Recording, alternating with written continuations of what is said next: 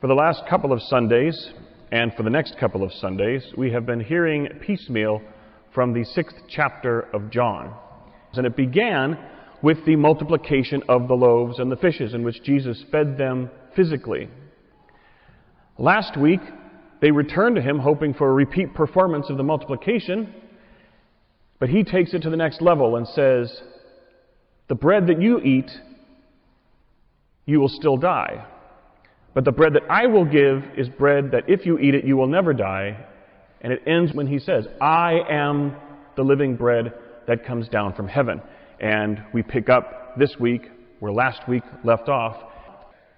First, the people object. Jesus isn't giving them what they want or what they expect. They wanted a repeat performance of the multiplication of the loaves to fulfill their physical hunger, and it's clear Jesus is not going to give them that. But then he sparks their interest, or at least their objection, by saying he's the living bread that came down from heaven. And that's where they begin to object. How could he say he's from heaven? Because we know who he is and where he's from. But Jesus responds not by addressing the objection, but focusing on the first part of what he says, "I am the living bread." And in responding to their objections, what does Jesus do? Well, we can first look at what Jesus doesn't do. He doesn't back down. He doesn't lighten up. He doesn't say, well, maybe I put this in a way that was too shocking. I need to put it a different way now. Actually, Jesus intensifies the teaching. And it ends where he now says, "The bread that I will give is my flesh for the life of the world." Now he's intensifying it, saying he's not only the living bread, but that bread is his flesh. And he does that in the midst of the people beginning to question his integrity in saying he's from heaven. And so what can we take from this? We know that this is a teaching on something very central to us as people of faith, and that is the Eucharist, the living body and blood of Christ that we receive in communion.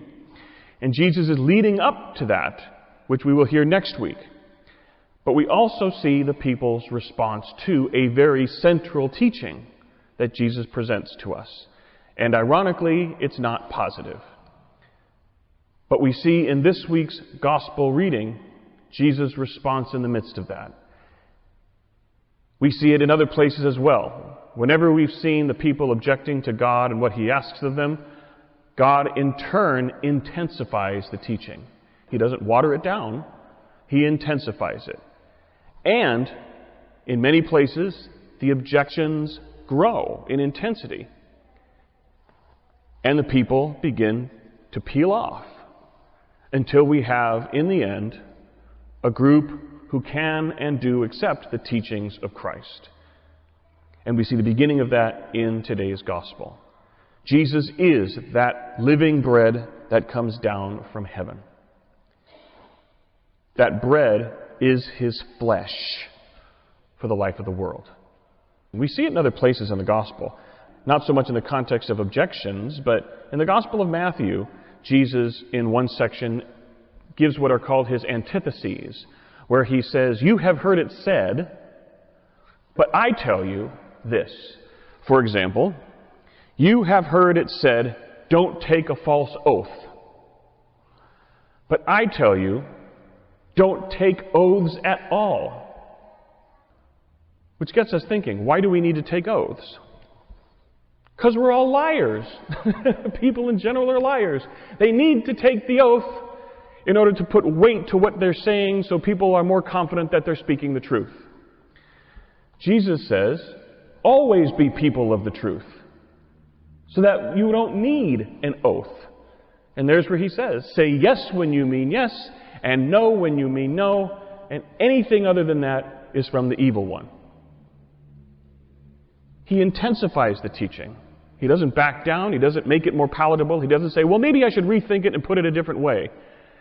He intensifies it and applies it to what is expected of us as his followers and the standards we are called to live. Even in the midst of objections, we are called to intensify that, not back down. We can perhaps think of other examples in church history and even in church teaching in which we see and hear many people, sometimes on a personal level, sometimes very, very loudly in a public level, in a public arena, objecting to teachings of the church, objecting to precepts of our faith. But we see an example in Jesus in how best we as His followers, we as vessels of evangelization, and those who have that responsibility of teaching the faith that we profess, how do we respond when people object? Do we back down? And here in today's gospel, we know where this is going. We've heard this passage before. We are here because we know of this passage.